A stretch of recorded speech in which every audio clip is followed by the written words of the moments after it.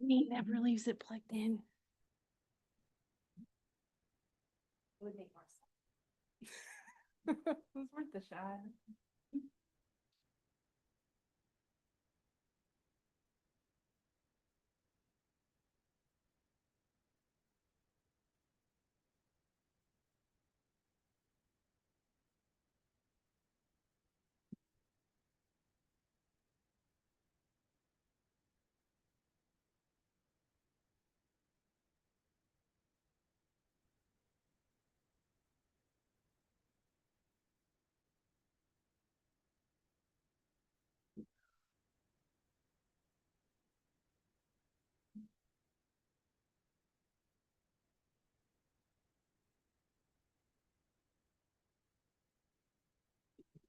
All right, we have a quorum, yes? Yeah, you don't need one, but yeah. Oh, yeah, right. Okay. That's right. Okay, let's get it started. Planning Commission, October 23rd, 2025. It's 5:30, shortly after. I call this meeting to order. May we please have the roll call? Cody Cornett, Here. Gary Pipinich, Here. Steve Light, Present. Melissa Alvarado. Here. John Grant is absent, Maria Pena absent, and Nick Portella absent. Excellent. Thanks. Let's do the Pledge of Allegiance, please.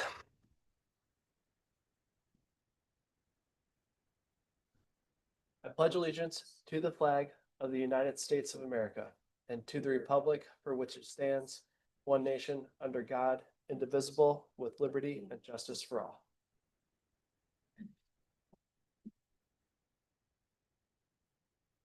Got him.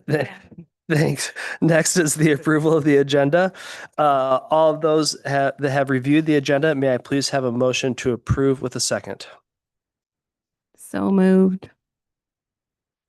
I'll second. Thank you. The approval of the agenda has been motioned and seconded. All in favor of approving the agenda, raise your right hand, say aye. Aye.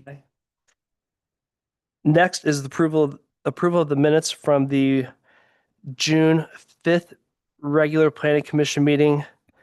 Were you guys here for that? Were you here for that? I was, yeah. I think all three of us were there. Yeah. Okay. Next is the approval of the minutes from the June 5 meeting 2025. May I please have a motion to approve those minutes along with the second? I'll move to approve those minutes. Second. Excellent. That has been moved and seconded. All in favor, raise your right hand, say aye. Aye. Aye. Thank you. Next is, Real quick clarification. Jonathan, we have 4 board members with us. One of them is new and was not at either of these meetings. Are we able to approve minutes tonight, or do we need an additional person at the next meeting? oh, right. I think that's a great question. This comes up somewhat infrequently, actually.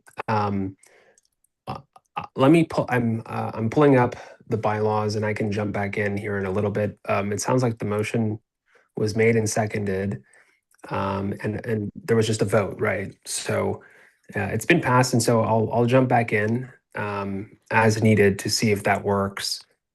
I think it should, because the action is approved by a majority of the planning commissioners that are present and voting, and we have a quorum, right? So Yep. I think that's just fine.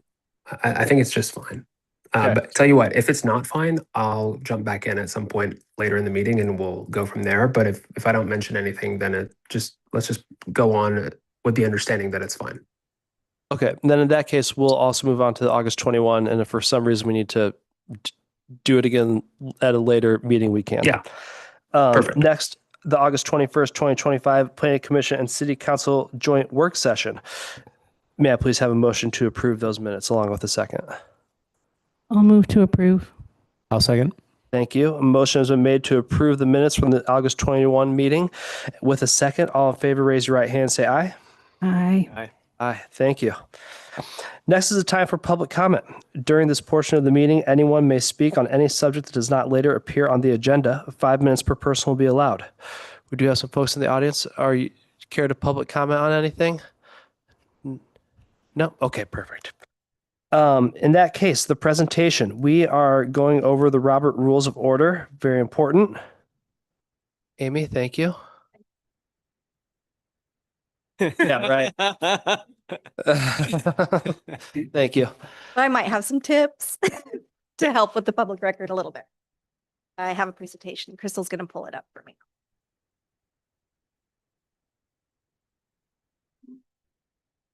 So I have been kind of making my rounds around to different committees and commissions here in the city.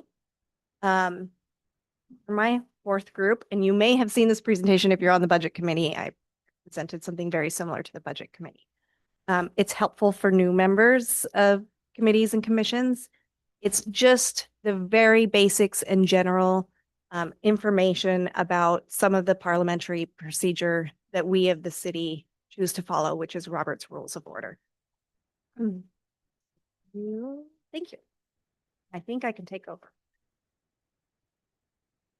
So I can't remember numbers, so I had to write my numbers down. Robert's Rules of Order have been around since 1876, so over 150 years these have been used, and they're the most widely used parliamentary procedures in the United States currently. They work very well for like small groups up to very large groups.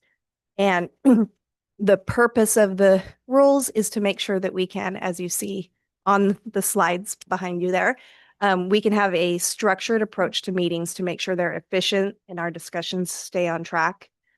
We can make sure that this helps to facilitate communication between the board or commission members and making decision-making happen a little more smoothly, making sure that everyone gets their voice heard, so it is a fair process as well. So those are the parts of the Robert's Rules that I'll kind of focus on today. There is a lot more to Robert's Rules, but I'm going to focus on that. This slide I created just as a general slide of all of the other city committee commissions and boards that we have, and some of the ones that we have representation on as well. Interested in thinking about joining another? If you have all the time in the world. You have on your commission, I understand that you have a chair and a vice chair. You probably don't have a secretary. Probably does most of the minutes and things for you and your agenda and things like that. From my understanding, you nominate your chair and vice chair at the beginning of every year. So you'll be doing this in January sometime again. Just a little note, when you nominate someone to be your chair or vice chair, there doesn't have to be a second for that. A lot of boards or commissions think that they need a second, and you don't for that. And the chair, as Mr. Cornett is doing a great job of just facilitating, maintaining order, making sure things run smoothly, and you stay on your agenda, stay on task. And then your vice chair would take over in the absence of your chair and can also support. So I'm going to go over a couple of the things that have to do with the speaking portion when you're having discussions or when you're having deliberations. It is Robert's Rules of Order. It is expected that you wait to speak until you get the attention and the permission from your chair. I've seen that done in many ways. I've seen people kind of like raise their hand. I've seen someone say, Mr. Chair, I'd like to speak, or just make eye contact with the person and nod and, give them some kind of signal that you would like to speak. Be acknowledged before you begin speaking. Do not interrupt others or speak over other people. And then another one that's sometimes hard to remember is to stay on the topic of the agenda item. I mean, sometimes those topics can be very broad and there are some interesting things to go and grab and talk about over here, but it's really expected that you stay on the agenda topic. And then in the procedure of a meeting, often you will have a staff presentation. The expectation is to allow the staff to give the full presentation before, and then the chair, after the presentation, the chair will open it up for questions. And that time you ask questions when you're recognized by your chair. This is really familiar for those of you on committees and things quite a few times.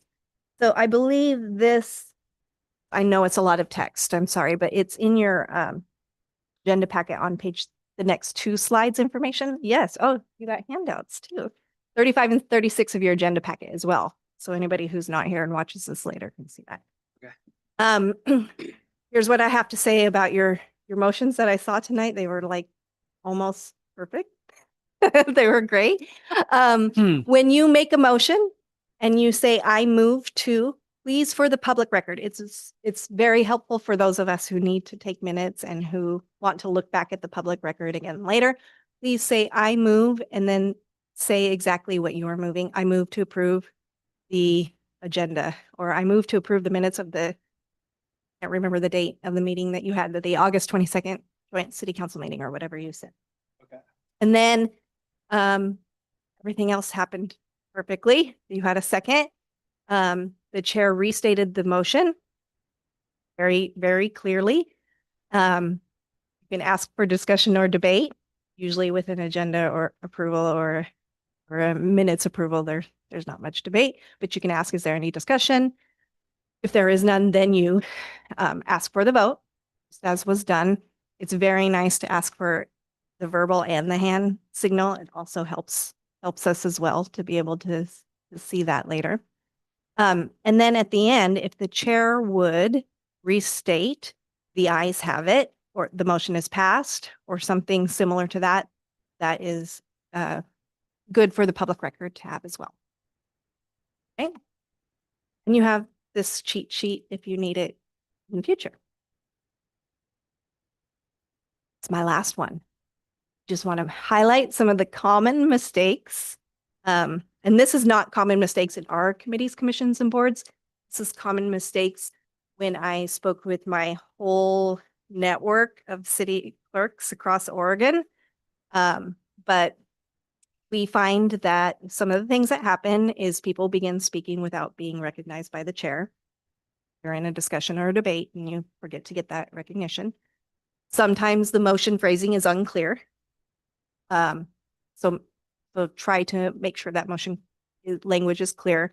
I believe in your agenda packets, if there's a staff report and you're moving something, it's probably very clearly given to you there what you're doing. So that's helpful. Sometimes you might make the mistake of beginning to discuss or deliberate before a second has been made. So you have the first motion, the second, and then discussion. And then this one, the stay on topic and avoid going to unrelated matters. And then improper voting. I have just a couple of times since I've been here had votes where like I couldn't see or couldn't hear who was voting. So if you make sure it's very clear, both like hand or very clearly speak into the microphone, and then the helpfulness of the chair restating that motion, the outcome of the votes. All I have for you tonight. Nice. Try to go as fast as I could for you. Thank you. Thank you. Yeah. And if you ever have any questions or want any more information, you can contact me. I have a lot more resources. Would you actually mind, would it be okay if we laminated some of these and just kept them up here? Yeah, Not me. I have a laminator. Let's put that thing to use. Yeah, because it's just nice to look at that at the beginning of the meeting and just get a little refresher. Give a stack to Crystal and she can put them up there during your meeting. Okay, cool. Yeah, I think everyone will appreciate that. So, thank you. Okay. Next on the agenda is a discussion item, Fall 2025 the Dalles Municipal Code updates and hearings officer implementation. Great. Thank you, Chair Cornett. Board members, give me 1 second here. I want to pull up a screen.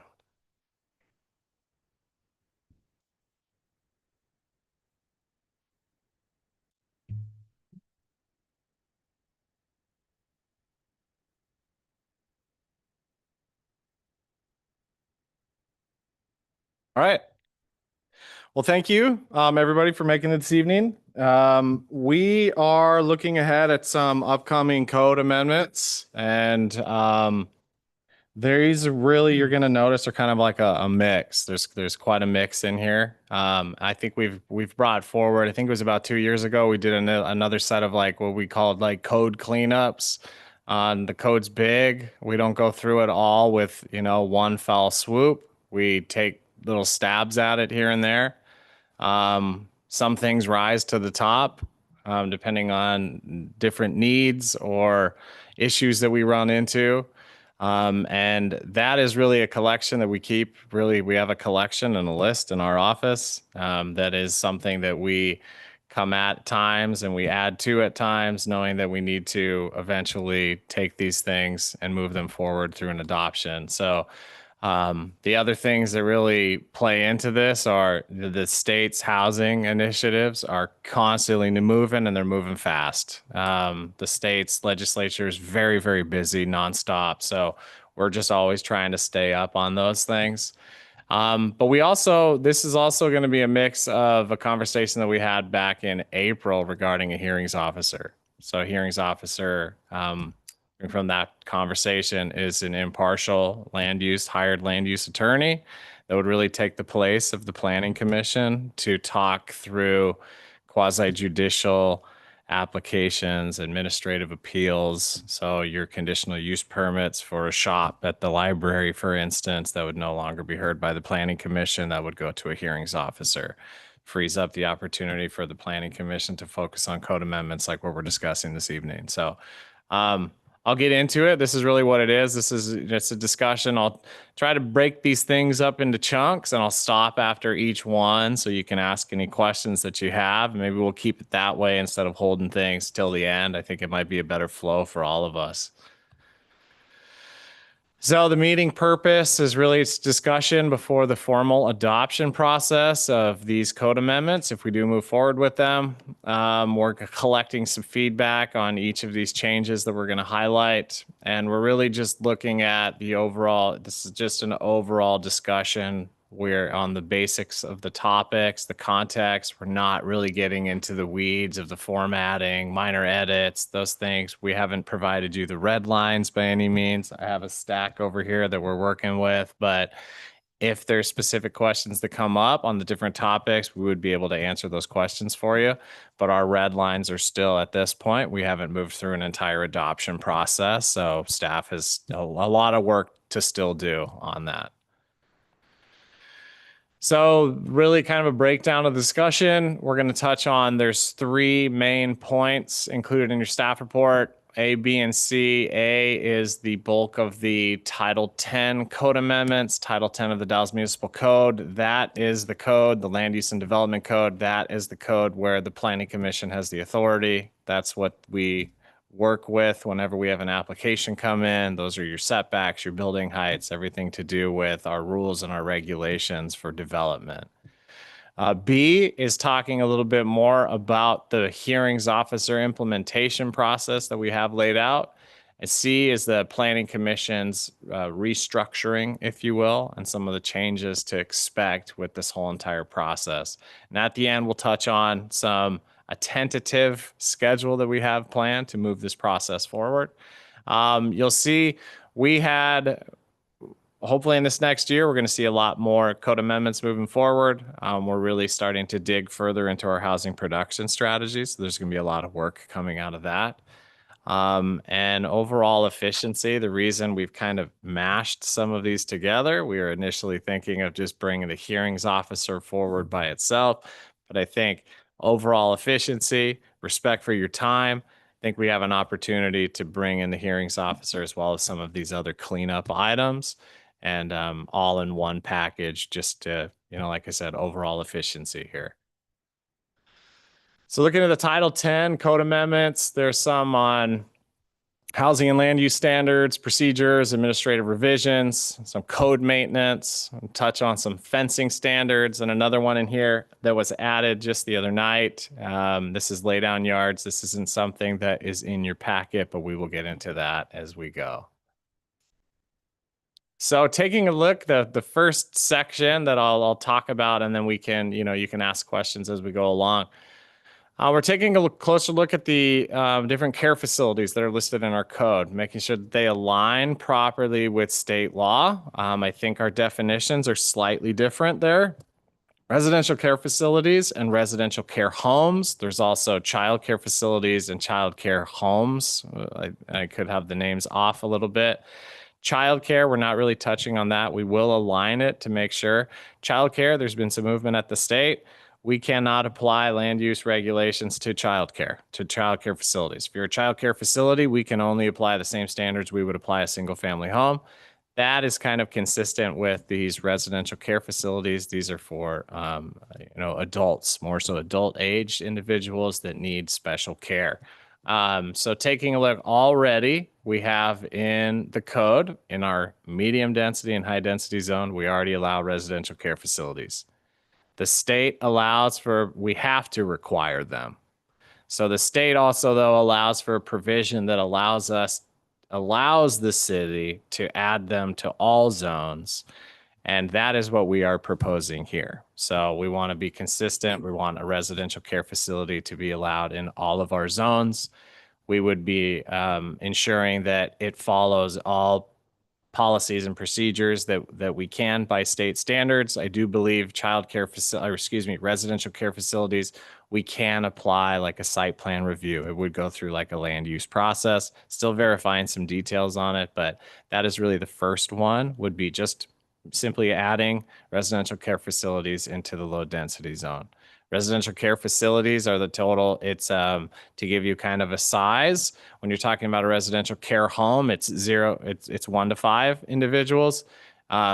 Care facilities, 6 to 15. So it's a little bit of a larger type of group home. So you can almost think it's like multifamily. It's not multifamily, but it kind of gives you more of the feel than like a 1 to 5 is like a single family. If you were to put them into the buckets for comparison. The next is taking a look at adjustments, and there is, Senate Bill 1537 that creates some mandatory adjustments that cities have to apply to housing developments, specific housing developments. There's different income restrictions. There's different things that play into this that makes it so that we have to apply these standards. But you're talking things like a 10% reduction on a setback. A little bit of a height increase on a building. We have a process we have an adjustment process where we have administrative adjustments and quasi-judicial adjustments. Currently, most of those adjustments allow you to go much more than what the state allows. But basically what the state is saying is that's all well and fine, but that has to go through those both have to go through a land use process. The state adjustment, basically, these mandatory adjustments basically say you meet 1, 2, and 3, you are required city to move this forward with these adjustments. We're also going through that entire section just to provide some overall clarity and in the whole process that we have. We haven't had adjustments in front of the Planning Commission, so you're probably not too familiar with it. Adjustment, you've probably all heard the word variance. We've had a variance application this last year. Adjustments, the best way to look at it is like a mini variance. They're basically carve outs of very specific things that you can increase, like a 50% increase or a 50% decrease, a 33% increase or decrease, these types of things. So we would be taking a look and kind of cleaning up the adjustment section overall. And one approach that we're looking at is basically implementing like a tiered system. So adding not only administrative and quasi-judicial, but adding this ministerial, which would be your adjustment application. So if you comply with the standards of 1537, we would basically be able to process your adjustment the same as a building permit. No need to notice the neighborhoods. I mean, we're talking, like I said, when you're talking about a 10% reduction to a setback, we're not talking a lot, we're talking inches in some cases probably. So the next is affordable housing provisions. I think Senate Bill 8, which came around in probably the last 5 years, Senate Bill 8 opened the door for affordable housing. We have to require affordable housing on non-residential zones, so long as certain standards are met. And those certain standards, one of the biggest is a covenant. There's a restriction on the property that those properties will remain affordable. So currently, in most of our commercial zones, we require that the ground floor be a permitted commercial use. This would just specifically call out that a permitted use is an affordable housing development so long as you can meet X, Y, and Z. This isn't something, not to say you have an option on it, but this is something that if we didn't add it in and someone were to come in and apply, we would have to apply it no matter if it's in our code or not. So this is one of those additions.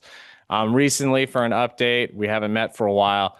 There is a development, an affordable housing development on the west side of town, Chenoweth Loop Road. It's known as the Chenoweth Loop Affordable Housing Community. It's not a very creative name, but we had to apply the state mandated approach there. So it's a commercial zone, but we had to apply this. So it's really just adding in what the state's already requiring that we do. And in doing that, we would then create, we would create a separate section that specifically calls out what those requirements to be affordable housing is. Go Okay. for it. I guess when you're talking about the covenants and what affordable housing is, do we have to approve those covenants, or do we have to come up with those covenants, or No. who decides that those covenants are good enough? They work with the state. The developer works directly with the state on Okay, those. so it's kind of out of our hands. Okay, It is, yeah. that's good. And then the development you're talking about is the 76 unit right across from Pueblito. Correct. Right. Okay. Correct. Yep. Yeah. So that was, the city. Basically, there's provisions all over state law that if it's not baked into our code, we still have to comply with those state provisions. So that's how we approved that application. And then the downtown parking exemptions. This is something in our code that in the CBC2 zone, well, there's some language in our code that basically says parking may be exempt if you're located in this zone or this zone. So the CBC2 is one of the zones listed. The other is a recorded downtown parking district. Well, when you really get into the weeds and you go back into the 80s, this downtown parking district, there was multiple properties in the downtown area that paid into a fund to be exempt from parking. So that code basically calls out these two sections, and it's basically saying it may be exempt. Well, if the city were to ever require, the city cannot require any property in that zone. But the CBC2, it says may be exempt. It's not clear and objective. And if we're talking about housing developments, it would be really difficult to defend that. So the clarification here, instead of may be exempt, it shall be exempt. So basically, if you're in the CBC2 zone, you do not need to provide parking with your development. I know we don't base all of our code amendments on, figures, well, we do a lot of times, but I know our parking numbers will be out of date at some point, but with our recent downtown parking study that was done, I think our capacity is 45% maybe that is full. So there's a substantial amount of parking in our downtown area. You also look at developments, not only, what this does is it helps with that downtown revitalization. Downtown areas, especially the CBC zone. Well, the CBC zone is one of the zones in town that it's the only zone that has a 0-foot maximum setback. And the reason around that is because it's all pedestrian focused. You don't want to have those big 10-foot setbacks on your storefronts downtown, right? You want to build everything to the sidewalk. The goal and the ability in your downtown area, you're able to build on the entire parcel.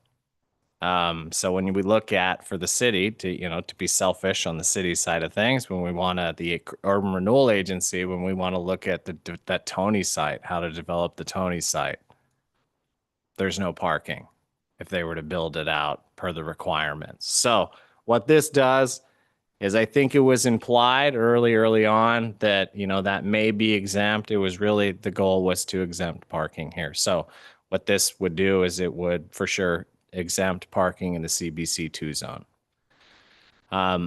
So with that, before we go to the next slide, does anybody have questions on any of these? Yeah. With this amendment that we are planning to make in regards to CBC2 maximum and the no parking thing, there is no opportunity for a developer in CBC2 to even create parking on their lot unless they did something underground or above or something. Well, so yeah, that max that I was talking about, that's for your front, and I think corner, like your corner setback. So basically, if you're on a corner lot, there's a 0-foot maximum, but you can have parking on the backside of those buildings. Yep, you could. Any building could be set back just enough to provide the parking, but this makes it so that it wouldn't be required, And it's like, when we talk about revitalizing our downtown, Dalles is old. It was built way before the advent of the automobile. So most of these buildings downtown, a lot of the buildings use up a good portion, a footprint of the lot that they have.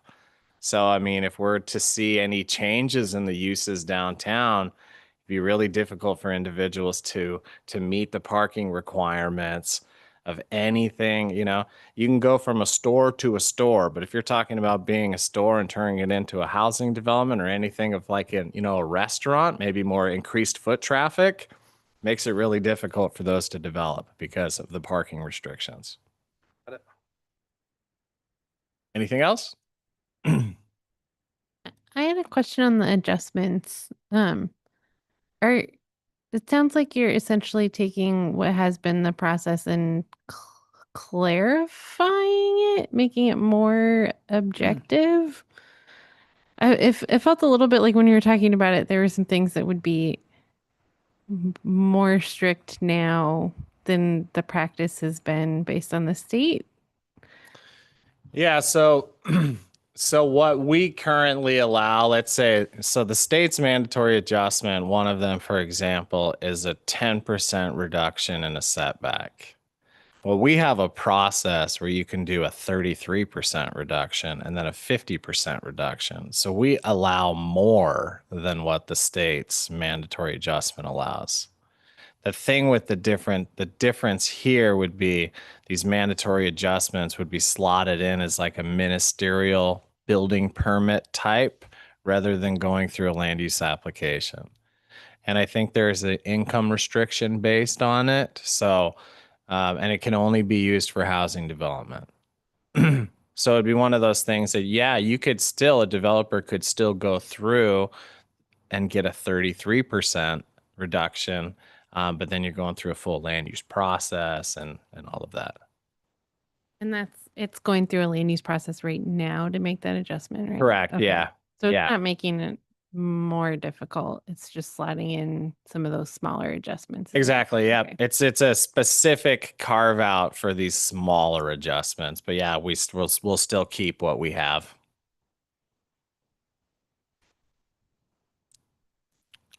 All right, so the next section, I'm looking at the procedural and administrative revisions. Lot of what you're going to see in this is going through and redlining and taking the responsibilities from the Planning Commission and slotting in the hearings officer. The next is touching on some updated procedures and noticing. I think with the city attorney and I, when we start to open up code, we, sometimes there's a little bit of scope creep, but we like to take in as much as we can. If we're going to go through this process and take the time, then we're going to go through and make sure that it's as tight as we can. So what this touches on here is some updates to the application and appeal procedures. There's some inconsistencies there with maybe state law. So we just want to tighten that information up. And then also we've heard this time and time again, but we are proposing to expand the public notice for administrative applications from 100 feet to 200 feet. And that is something that we'd definitely like to run by this board. There's also another change, and I forgot to include it on the slide, but currently the requirement for this, for our process here to do a code amendment is it goes to the planning commission. Planning commission makes a recommendation, and then the code requires that you have to go to city council within 30 days. We're going to extend that to 60 days because a 30-day turnaround is really tight. It's really, really tight. If you miss one little thing, you're technically not complying with our own code. So that's also going to be a change in there. But I'll take any questions on this one or any thoughts on expanding that public notice radius, if there's any concerns on that one at all. I think it just creates a bit more, just gives more opportunity for people to focus or comment in on the project itself.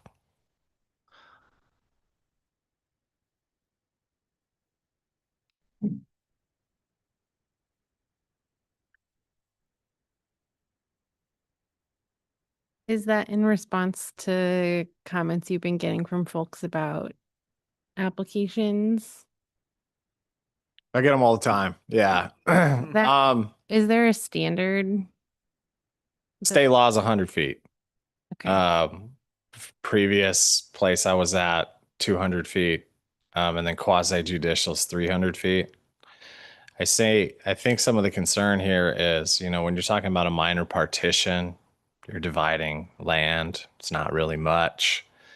That's 100 feet notice. But then subdivisions are administrative actions. So if you have a 25 unit subdivision, or in the case of maybe the Grove subdivision from a couple years ago, that was 70 lots, we noticed 100-foot radius. So I think any of us can agree that a 6-acre parcel developing out 80 lots is going to have more of or 60 lots, whatever it was, 70. It's going to have more of an impact than just 100 feet. So that is something, yes, an indirect response to some of the comments that I've heard over the years, but entirely up for your thoughts.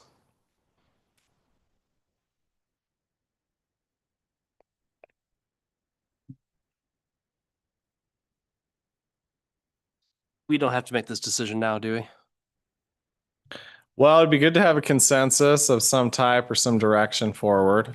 But the decision itself, no. I mean, when we adopt it, or we're targeting in December. So I would think, and Jonathan, correct me if I'm wrong, but we could probably, if we bring it forward and we put in there 200 feet, and the night of that meeting, if you want it to be 100 and stay as it is, we can strike it before it goes to the full adoption with council. Yeah, no problem. No problem. It's just it's a good opportunity now for the commission to sort of weigh the pros and the cons of expanding that notice radius. The pros, as Josh mentioned, 100 feet is not all that long of a distance or that far of a distance. It certainly can be a lot longer. There's no cap on it. State law requires at least 100 feet, and that's the standard. If we didn't have a local standard, we'd apply the 100-foot standard. The pros of that are more notice for potentially impacted neighbors. The cons of that are more notice for potentially impacted neighbors, right? And so it goes both ways. And those are the policy considerations, and the commission's recommendation to the council would, sort of inform that for the council.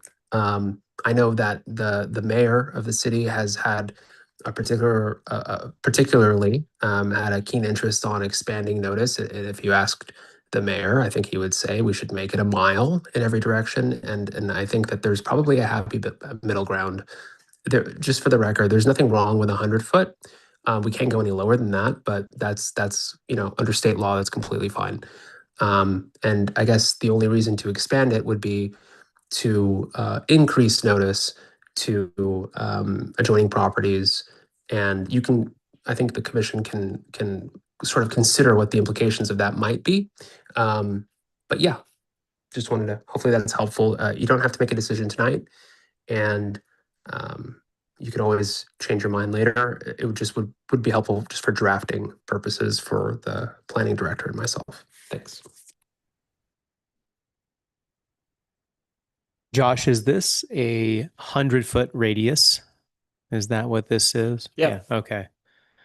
I'm just concerned if it gets expanded to 200 feet, is it bringing in, I don't know, maybe residents that aren't directly being impacted by this? Like if this was a downtown, if this was in like CBC2 and we went out 200, Yeah. then it would start eating up beyond like 3rd Street into some residential areas. And I don't know how a business might be impactful there. Yeah, it's a good thought. I mean, I forget our dimensions downtown, our block dimensions. I want to say it's like 120 by 600, something like that as a block. Typical block size, or some of our typical block sizes in like our other residential zones, 50 by 100, 50 by 120. Those are common. So, I mean, 100 feet really, it's 100 feet.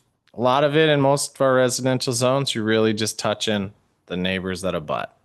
200 feet, a little bit more, maybe you grab a couple more, but yeah, in the CBC zone where there's tighter properties, yeah, you're going to expand that out a bit. For perspective, when we brought forward the Basalt Commons development, 116 unit development downtown, site plan review process, we noticed 100 feet. Conditional use permit, so they could increase the height, that was 300 feet. So, Right. kind of perspective for you. Yeah, it just really kind of depends where you're at. And if you're looking at like the industrial zone, we noticed we're working on a project out on West 2nd. We did the 100 feet, 4 properties total. So it kind of gives you perspective of really where you're at in town. Thank you. You bet. I'm wondering, okay, so this is all, future stuff. It's kind of coming as a package. So let's say we get a hearings officer. We expand this to 200 feet. That hearings officer is going to be the person receiving the public comment and all the public comment, and not us. So I'm wondering if we're the city is paying this hearings officer / attorney to handle this stuff. Are we creating more maybe unnecessary pressure on that person? It's just more stuff to sift through, because I mean, frankly, how much of the public comment is actually usable, applicable stuff that like we can use in a hearing? It's maybe collectively 5% at the most. And so I'm just wondering, I'm all about noticing people and making sure that people are active in the community. And I think from a PR standpoint, it is great to expand that for 200, but I think to 200 feet or more. But I think as far as a utility and like actual efficiency to the process, I don't think it's necessary.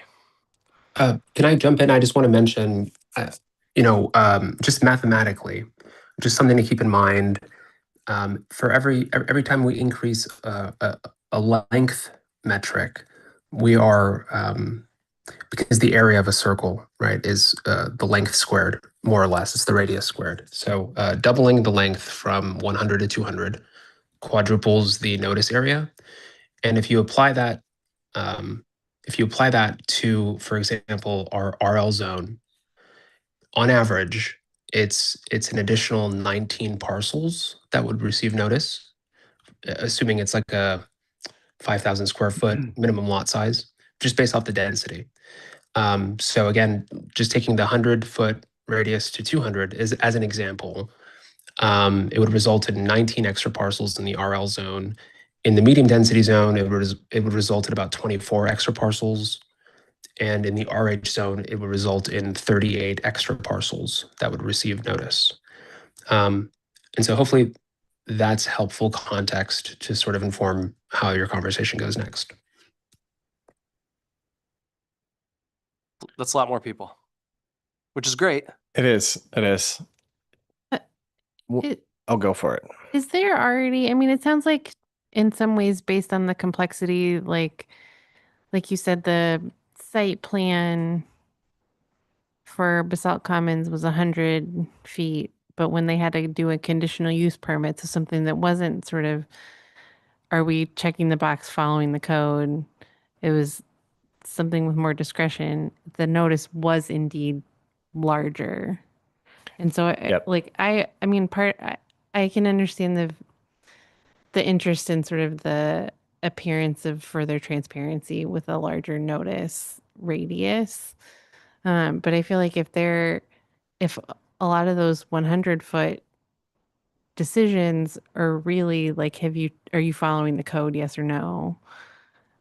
There's really not a lot of wiggle room, I guess, in that. And it feels a little bit disingenuous to let folks know and then receive public comment that's not going to have an impact on the decision. It feels like Cody said, a waste of the hearings officer's time, and frankly, a waste of the folks that are going to come in comments time if it's not going to have an impact on the conversation. Going along with that, I think if the goal is to, if the overall goal of expanding it to 200 feet or whatever the number is going to be is more transparency and more insight for the public to know what's going on with various applications throughout the city, I think a lot more effective and far less expensive way would be to put them on the front page of the website. Be like, hey, we just got this application. It's under review. Like a scrolly banner on the front page of the City of the Dalles website. That way people can just look at it, and if they care, they can comment. Because the radius doesn't bind. Anyone can comment on anything. Like, it's not like, oh, you're in this radius, so only these people can have Correct. I an was say gonna on say it. that. Yeah. So I think that would be a better idea. I think it'd be less expensive. And also, I think that, and this is just a personal philosophy, I think that it is a citizen's responsibility to be informed about their city and their town or whatever it may be. At some point, the city can't do everything in regards to keeping people apprised of the goings on. You know what I mean? Like, a citizen has responsibility for the place that they live. Yeah, I mean, I think it'd be far less expensive to just put that up on the website. Here's a weekly update of all the applications are received. If you Yeah. care, feel free to comment. Yeah. And I think, we do send out all of our notice of applications also go to the media. I know the media picks up on them at times. I mean, we probably see, once a month, there's probably a notice of some type of application. I mean, when we had the Chenoweth Loop project, one of the comments that came in was an individual that was outside of the notice area. So it's, you can still comment on an application, whether or not you're 100 feet or 300 feet or 500 feet away. If you find out about it, you can comment in on it. So, well, I don't want to put words in anybody's mouth, but it sounds like this might be almost a consensus of maybe we kind of nix this idea and kind of keep it how it is. Melissa, I know it's your first show, but do you have any thoughts on that? No, I mean, I understand the concept and I agree with letting more people know than less. But I mean, I agree with your guys' point, looking at the broader picture. It's causing more work, and for what? All right. Well, thank you. You have it. All right. So the next set is a bit lengthy here. This is all, a lot of it's talking on, some code maintenance and internal consistency. We're updating some definitions as we talked about those care facilities earlier. Just want to make sure that all of our care facilities are aligned. Really just kind of some tweaks in there. One of them's our airport is actually not listed correctly in the code. So we just have to correct name in there. And the other one, I think everybody saw an email I sent out a while ago. This is about an interpretation, a director's interpretation regarding kitchens. So it seems like a silly matter, maybe without some context, but a kitchen is the element that is used to define what a dwelling unit is in the city of the Dalles. There are I would say non-permitted or whatever the case may be, units all over the Dalles, as I talked about earlier. It's old. Dalles has had, multiple buildings all over town that we know have been converted from one time or another. Could have been converted 50 years ago. Somebody could have put a kitchen in their basement 50 years ago, still listed as a single family home. We come across these unsuspecting buyers, maybe come across and they see something's posted. Oh, there's this extra kitchen. Oh, it's immediately maybe pops into their head. I own a duplex now. And they come to us and they try to get these addresses. We don't assign it unless it goes through a proper process. We also have seen in the past where there's, we want as many units out there as we can, but there's also a process that you go through to establish a legal dwelling in the city. There's system development charges you check. You go through a building codes process. We have at times encountered, I've actually been on site and inspected properties that have everything that you need for kitchen and cooking facilities, but they were all bedrooms. Quote unquote bedrooms. So you go through that whole entire process. You're not that building. This one in particular was a single family home, had a garage. The garage was turned into 4 units. Each unit even had a washer and dryer facility in it. So they are very much standalone living units, but they did not go through proper processes. They're not paying into the system that they are truly impacting with system development charges. So long story short, the definition of kitchen is something that has been disputed. It's a gray area all over the state, planning jurisdictions everywhere. So we decided to move forward and take that interpretation that I provided the other, couple months ago and actually add that into the code. So there's now a definition of a kitchen. Then yeah, go for it. Sorry, can you just refresh us on, not that Yeah. I don't remember that email, but was that one of those things like, if you have all this stuff, it's a kitchen, or was it, Correct. these are the things you find in a kitchen and if you have X amount of them, it's a kitchen? Correct. Okay. X amount of them and it's a kitchen. Yep. The next is something a long time coming. We adopted the short-term rental license back in 2020. There's still mention of the bed and breakfast permit in there. So these are just basically cleanup. No longer bed and breakfast permits. We haven't issued a bed and breakfast permit since 2020. So that's just a little bit of cleanup in our code. We're updating our roadway. Oh yeah, go for it. Sorry. Will you please describe the current short-term rental policy? Last I was aware of, commercial zoning, CBC, it's not automatic permit, but you just apply for the permit and you get it. And you would be allowed to either rent out, short-term rent your primary or non-primary residence. In residential zoning, it must be your primary residence or a dwelling on your primary residence to receive that short-term rental permit. Is that still the case, or did something change? Yeah, so I haven't looked into it for a little bit, but some of the changes, the most recent changes that we made, we went through a process last year about this time, and we put a cap on the amount of short-term rentals that can be issued in the Dalles, and that's based on 1% of what was included in the housing needs analysis of the total number of units that the Dalles has. So that's 72. So we're going to cap the short-term rentals in the Dalles at 72 units. We're sitting at around 50, so there is still some room for growth.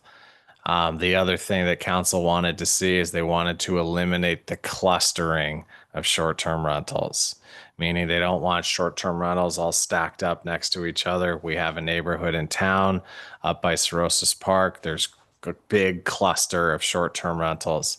So now the requirement is if you are in a residential zone, you cannot place a short-term rental if you're within 300 feet of another existing short-term rental. All of those that are in that cluster, all of them are existing non-conforming. They can continue to operate. But if you live in that neighborhood, if you're buying in that neighborhood, you would not be able to place it if it's within 300 feet. In the commercial zones, it's not 300 feet, it's 100 feet. It still creates, it still allows, kind of combats the issue of like the clustering, but it's not as much as in the residential zone. Our noticing requirements have increased. Here we are just talking about noticing requirements. The noticing requirement is a bit much, I think, but it's 500 feet. Every time there's a short-term rental, we notify the neighborhood within 500 feet. It's a bit of a distance.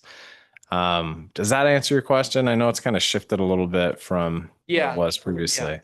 My other question is, let's say residential zoning, this is where the cap exists, right? Not in commercial, just residential. Oh, there's a cap on all of them. Cap on all of it. Okay. Yeah. So let's say you have house that has that short-term rental license, and then next door there's a house with an ADU, and the person just wants to short-term rent the ADU, but Yeah. it's within that 300 feet. Yeah. Is that not okay? They would not be able to. I see. Okay. Yeah. Interesting. Yeah. And there's nothing to do now with any kind of, we haven't had it before, but there's no residency requirement at all. Okay. Yeah. But wasn't that the case for a minute? Wasn't necessarily a residency requirement as much as I think it was kind of, it really turned in a way to like data collection to see how many, how many were living on site or not. We collected, information at the time of application to let us know where their primary residency was, but it wasn't a requirement. Got it. Okay. Yep. Chair Cornell, I was just going to mention the city of Hood River used to have a residency requirement, and then there was some litigation connected with that, and they subsequently changed it. They no longer require the owner to live there. That requirement can now be met by like a long-term property manager or long-term resident that's not the owner, something like that. But the city of the Dalles, I don't believe we've ever had that kind of a limiter here. Got it. Okay. So this next one is really to clean up. This was something that was kind of really just, we didn't update our street standard matrix at the same time as our TSP roadway design standards. So effectively what these two things are is it tells you what what your dimensions are for a street. If you're building a new street with like a subdivision, for instance, it needs to be 50 feet wide. Code says 54 feet. There's some inconsistencies there. I think one of the reasons this was actually brought to our attention again, or as another reminder, was during the Alfred subdivision appeal. There was some question about the width that was being used. The Dalles Municipal Code, that the street standards matrix is much older compared to the TSP, which was adopted in 2017. So we have always used, at least in the time I've been with the city, we've always used the most updated information, the TSP. So that is what we're going to be We're going to be replacing the existing street standards with the TSP. So it's basically removing one table, adding another table, and it's all about roadway dimensions ultimately. And then the next is, going through our permitted uses and adopting some SIC language. So currently when you go into the code, you go into each zone, you have your permitted uses, accessory uses, conditional uses. And there's just a long list well, what we're going to be doing is just some general cleanup in here, making sure that, things are categorized appropriately. We also have these sections where when you get to the medical marijuana facilities or the retail or retail marijuana facilities, as well as the transitional housing sections, those you'll see a list of all the permitted uses. And then if it gets to one of those, then it's a long list of everything that you have to do to be able to open up a retail cannabis dispensary or whatever the case may be. So instead of having these really long lists, this is a lot of housekeeping. We're basically moving those requirements, putting them into their own section of the code. Nothing's really going to change there. It's just that we're repositioning some things. The other is the use of the SIC, which is the Standard Industrial Classification System, to assess similar unlisted uses. So currently in the zone, in each of those zones, you can look at the bottom of your permitted uses, and you'll see a line that says similar uses as determined by the director. Well, what the city of Medford does down in Southern Oregon, is they use the SIC. So basically, it's a huge list of uses. And we would then be able to, if a very specific use is not listed, we would be able to go use the SIC and align it to find out where exactly it fits into our code. So it's easier to assess because we get them all the time. We get uses, people come to us all the time with unique uses or just something that just may not be in the code. So this gives us more flexibility and the ability to actually make those decisions on solid ground. Any questions on this? All right.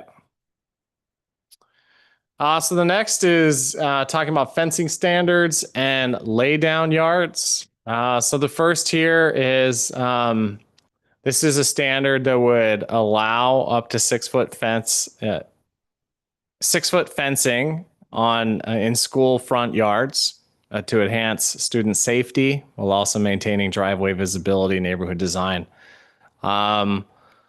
Most of our schools are located in residential zones, as they should be. In residential zones, the code requires that fences in a front yard may not exceed 4 feet for the first, whatever the setback is. Let's use a low density. For example, you would take the front yard setback of 15 feet. Therefore, for the first 15 feet, it can only be a 4 foot tall fence. Well, we had an applicant or a local school come in and chat with us about wanting to install a 6 foot fence along their property line. They have a grant. It's a FEMA grant, and it's actually a grant that is designed to improve or enhance the overall safety of the school, the world that we live in. So I don't have to say much more on that, but I think student safety is, definitely a priority for the community. It should be more of a priority for the country as a whole. But what this does is this would allow 6 foot fences in that front yard. In having conversations with this group, let them know what the standard is. They were interested in possibly pursuing a variance. I thought a variance would be actually rather difficult. But one of the things that they had mentioned is just the overall precedence, historical precedence. If you go around to most of our schools in the Dalles, we have a lot of 6 foot fences in those front yard areas. So not only would this help this organization, but it would also ensure that most of our schools come into compliance. And at the end of the day, we are talking safety. So 6 foot tall fences, they are not, it's a different aesthetic, obviously, but it's a school is when where the schoolyard is in the neighborhood, it's very much different than your gridded out streets or whatever the case may be. This standard, from the searching I could find, I haven't found a lot of communities that allow 6 foot fencing in front yards. Not saying we can't do it, but I think just with some of that historical precedence we have in this community, I think it's, as well as student safety, can't highlight that enough. I think this is a worthy addition into our code. Also, fence permit fees. This introduces a fence, a permit requirement and fee for all fences over 4 feet. So currently in our code, you do not need a fence if you are building something 4 feet or lower.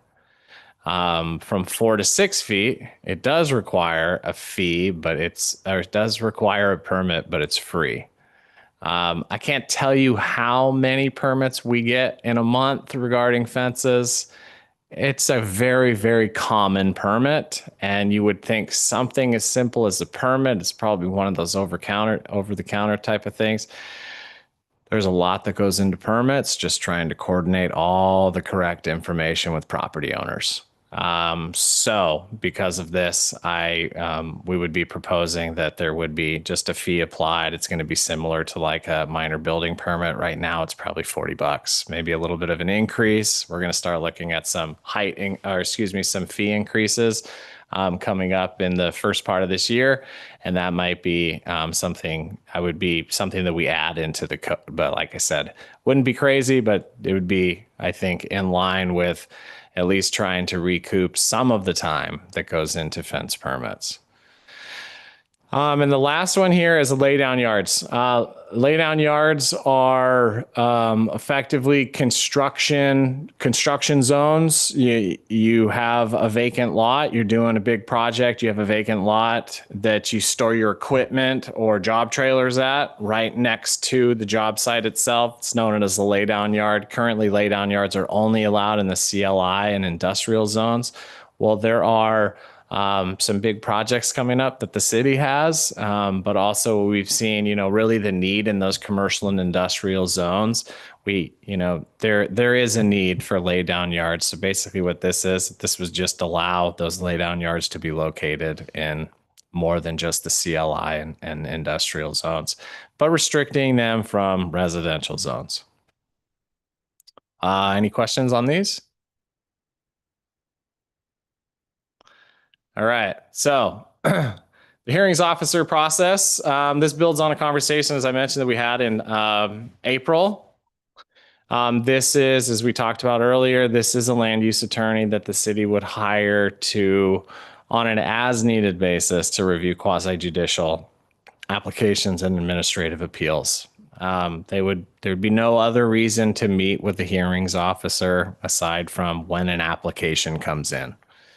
All legislative actions, reviewing studies, different master plans, if they come in, whatever the case may be, all those would still be handled by the Planning Commission and the City Council. So still the City Council and the Planning Commission would still much be able to be the visionaries of how this code works and how future development occurs. And the work that you put in, those rules are then applied, a hearings officer would then apply those rules to an application. Multiple other cities or communities around Oregon are using a hearings officer. Wasco County is one of those. So I think you are starting to see more and more use of a hearings officer system.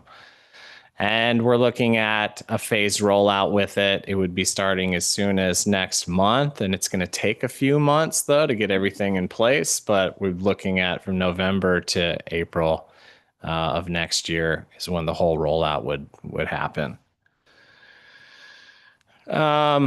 The selection process, we would be following the local contract review board rules. When I met with you all in April, we discussed the possibility of an RFP. There's also, we may not need to go through an RFP process. There could still be what we, internally have thought, some kind of selection team that's, multiple people together, some type of like a selection committee to basically take in.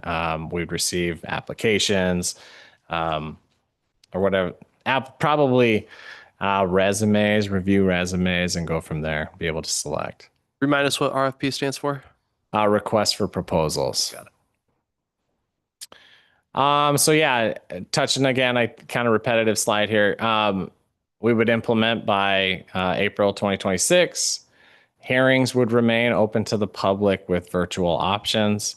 And then another item here that we want to be sure of is that the commission would continue to receive the packets and the decisions. That was something that was mentioned and very important to this board, is they want to still stay in the know of what's going on. So you would really stay on all those distribution lists.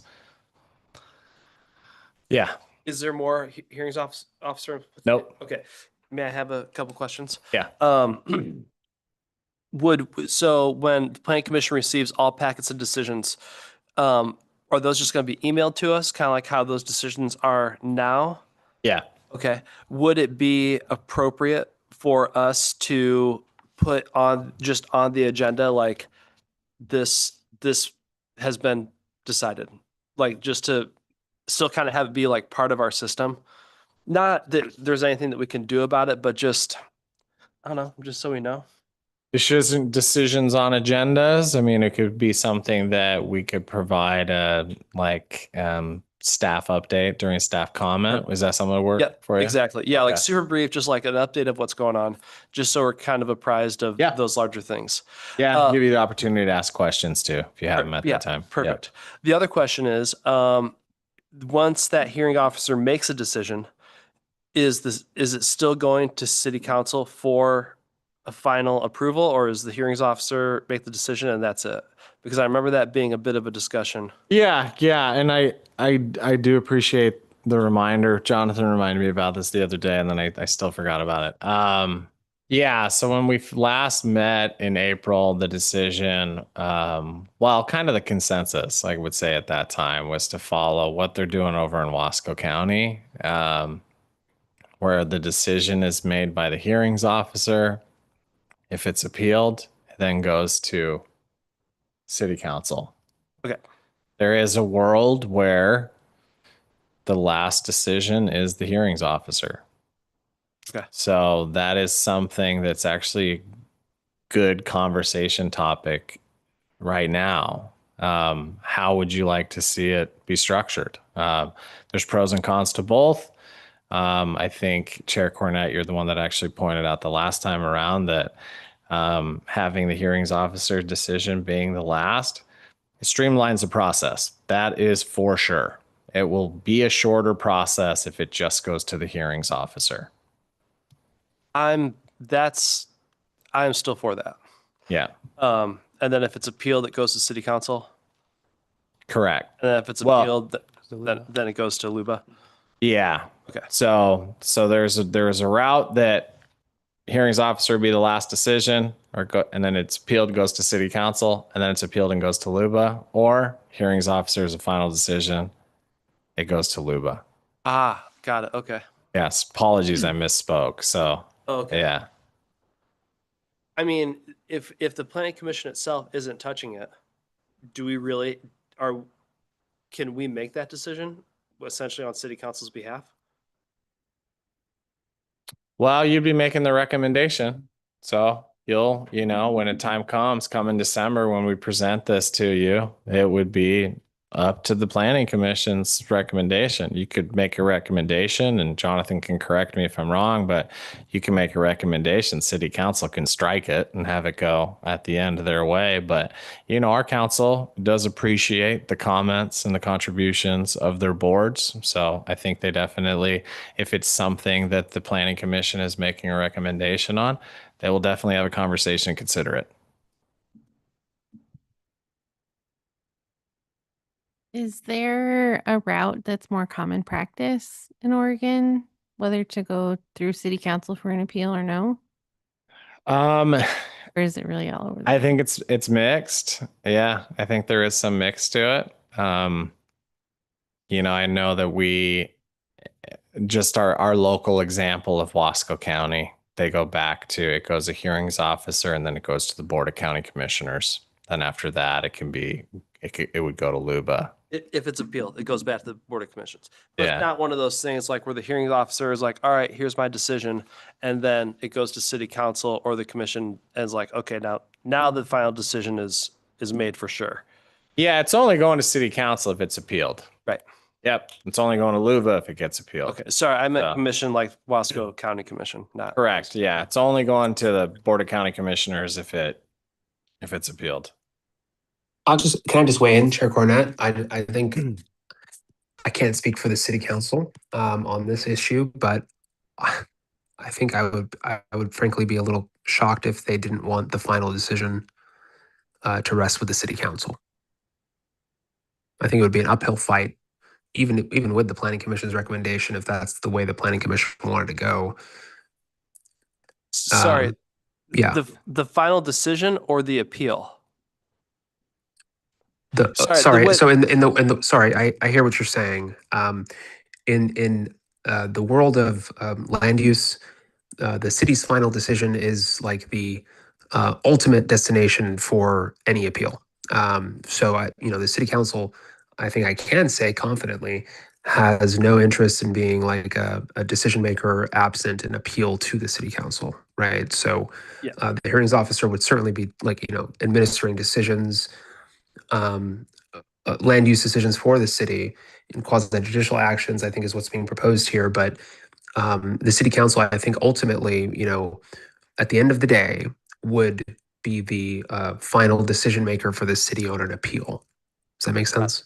Yep. Yeah. And that was my fault because I should have clarified that. The hearings officer would not be making a recommendation for the city council to decide or adopt. No, they'd make a the- final decision. Yeah. Okay. In the context of land use, the final decision, a decision is what's appealed, right? And Right. that's the way that the legislature has structured that. And so, no, they wouldn't be making any recommendations to the city council. They would be Okay. making decisions on land use applications. And then an appeal to that decision would be, I think what's being proposed here would be appeal to the city council, who would ultimately make the city's final decision for purposes of determining, like, is it ripe for LUBA? The number one thing that happens, it used to happen a long time ago in the 80s, it doesn't really happen much anymore, is people would appeal like planning commission decisions back before even hearing officers to LUBA, and LUBA would just say, look, you guys didn't exhaust all of your local appeals. And so LUBA would just say, we don't have authority to hear this. So that has to go back to the city planning commission for for their decision to be made, or to the city council to be made. And here, I think the structure would be as proposed, looking for the planning commission's insights. And so it's not a foregone conclusion, right? And certainly I don't want to make it seem like the planning commission tonight can't even, like, you guys can absolutely make your recommendation, whatever it is that you want. I'm just giving you my perspective as the city council's advisor, and based off of my working with them and my guess, I think that they want to keep the city's final decision making authority with them. But Josh, if I'm wrong on that, let's give them as much context as we can to give us some good direction here. Yeah, I would agree. There wasn't, I don't think we really got into the weeds on it, because what we proposed to them was a structure that would go back, be appealed to them. So I think it would be a healthy discussion if you wanted to bypass city council. I'm fine with, personally, I'm fine with it just getting appealed to city council. And the hope is we're hiring one of the best land use attorneys in the state, right? I mean, so hopefully our hearings officer decisions are solid. Yeah. So. Okay. I have Great. a question falling Yeah. back to the laydown yards. Understanding that we've got two pretty large scale municipal projects happening within the next 12 months, or at least breaking ground in the next 12 months, is the city intending on using the parking areas down off of First Street to provide laydown yards for the engineers and construction that will be on site?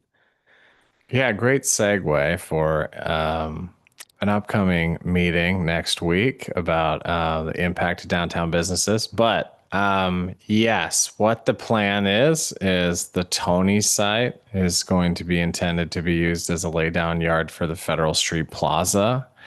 And the lot that's just north of the Tony site, that's that other parking lot, that's going to be used as a laydown yard for First Street. None of the other sites or parking lots at this point will be used. First Street is going to be closed the entire time for that entire project. So there's going to be some big impacts to traffic and parking downtown. We're actually going to be making some modifications to those parking lots. We're going to be cutting out some of the middle planter areas to allow for cars to bypass, because currently how those parking lots are designed, you have to go out onto First Street just to be able to use them. So with it being closed, we're going to make some modifications to the parking lot. And then the Urban Renewal Agency just recently refinished those sunken parking lots, what I like to call them. Okay. So there's the brand new parking lots there that are going to be open to the public. Thank you. You bet. By that time, going off parking lots, by that time, will the one that's on the corner of 4th and the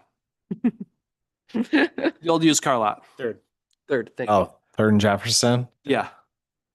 Is that going to be refinished and So ready to be used? that 3rd and Jefferson lot, the intent is public parking. But at this point, we are holding a little bit for the Basalt Commons because that could be used for a laydown yard for that project, actually. Yeah, the Basalt Commons is going to be a massive construction project downtown. We'll probably see some lane decreases. We'll probably potentially see half road closures on both of those abutting roads, but they'll need some space for material. So before we develop out those parking lots, we want to see if that project's a go, because there's no sense in us going through and paving it and then having equipment tear it up. So so the next topic here is the commission's structure and procedural updates. So along with this project, we will be updating Title 11, the comprehensive plan, and the bylaws. So Title 11, as we've been talking about here, Title 10. Title 11 is the title that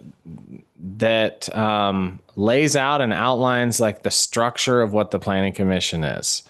There's also a layout in there for the Urban Renewal Agency and the Historic Landmarks Commission. So this is the section of the code that talks about how the Planning Commission meets on the 1st and 3rd Thursday of every month.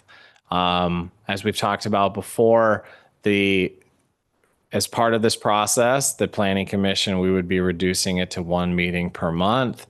That requires a code change just to be able to make that shift. So the thought is that the first meeting of the month would be the first Thursday of the month would be the Planning Commission meeting. Any holidays that land on that would just move to the following Thursday.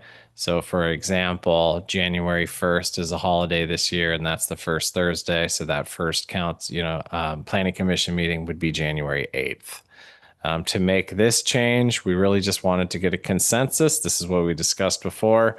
If you're fine with this process here, to make this change in Title 11 as a council action. So staff will be moving forward in November just to make this tiny tweak to that. And then coming the first part of the year, we would start having Planning Commission meetings once a month. So any comments, concerns with that? I think we've chatted about it before.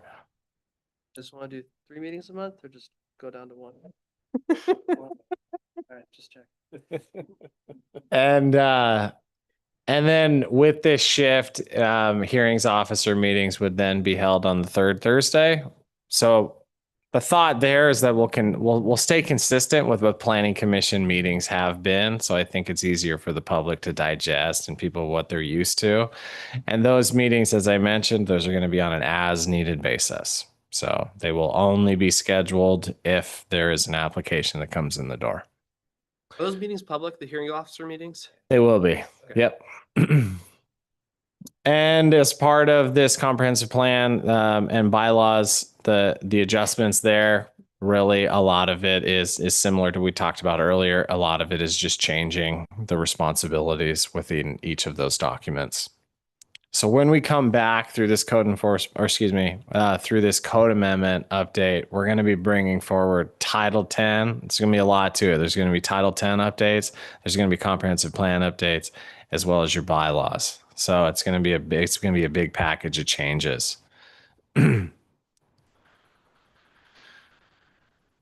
So next steps, this is all tentative.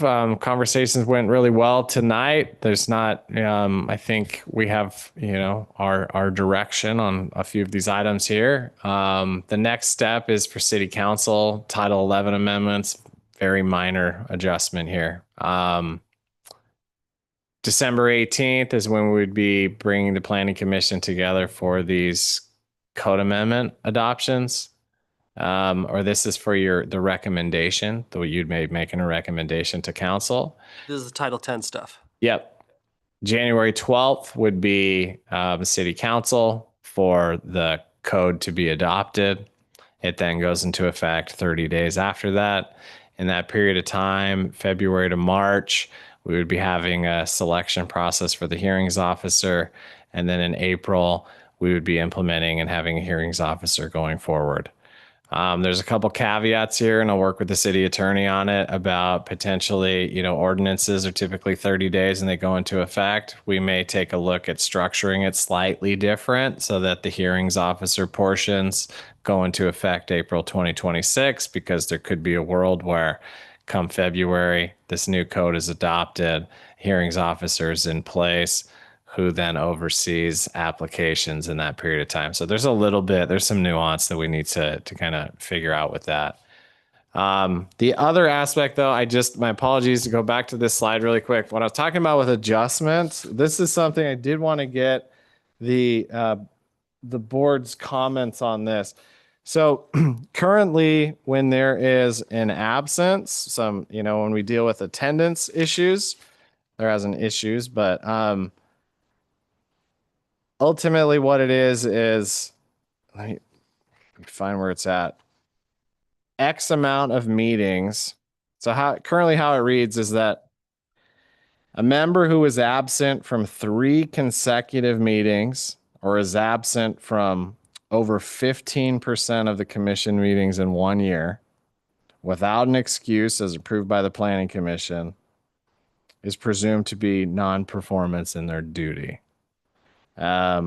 We would just be making a tweak to that basically, because you're going from technically 24 meetings to 12. I think we would reduce that to absent from 2 consecutive meetings or absent from 3 of the commission meetings in 1 year.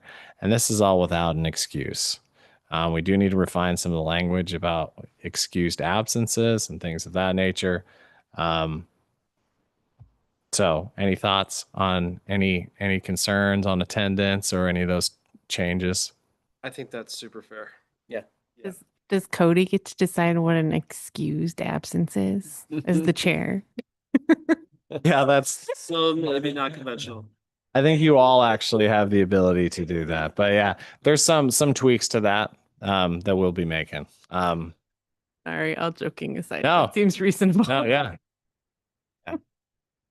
And with that, I can answer any further questions. I have no further questions. Okay. That's all good? I'm good. Okay. In that case, we're going to close that item and we'll move on to the staff comments and any project updates. Yeah, 1 second here. I think I've kind of updated you with some of the work that we've been doing. I think one of the big ones is the Chenoweth Loop project was approved, made it through the process without any appeals. So their team is hoping to submit building permits very, very soon. I think they're looking at potentially December. Another exciting piece, that this development world that we live in, financing's horrible. The money's difficult to come by right now. This project has secured all of their funds. So it's pretty exciting to know that they're actually able to move this thing forward. But yeah, that was a big project that we worked on over this last year, or excuse me, over the last couple months. The other one, a shift into like the urban renewal side of things. Another big project that our department has been working on is getting the First Street project across the finish line. You may have heard about the First Street project, I don't know, maybe for the last 25 years. It's finally gone out to bid. So we just want to thank everybody that's been involved along the whole entire ride. There was a big push right at the end to get everything taken care of. First Street, I had a presentation in front of our historic landmarks, our city council, as well as urban renewal. The First Street was really like the main corridor of the Dalles. It's really where all the boats came in on. Major commercial activity moved like late 1800s to Second Street, and slowly you saw First Street start to abandon. There was some fires, there was some flooding, different things like that. Never really rebuilt, but it became the heart of the Dalles Chinese community. The First Street parking lots that I was just talking about that we repaved and finished, that is actually sitting, I call it the Chinatown block, but basically Court to Washington is the block where Chinatown was. So there is a lot that area is it's a 4 blocks that we're talking. Union to Laughlin is home to 4 archaeological sites. So the work with SHPO, the State Historic Preservation Office, there's a lot of work with them. We've had quite a few permits, a lot of research going into it. So yeah, it's exciting. It's a complex project. Bids are due mid-November. So hopefully we'll start seeing some groundbreaking by the first part of the year. Yeah, other than that, that's about it. Cool. Commissioner comments and questions. I think the only comment we have is that we're welcoming Melissa Alvarado to the commission, which is great. And we're happy to have her. And on that, do you guys have anything to add? All righty, meeting adjourned. All right, thank you. Thank you. I'm just gonna leave these up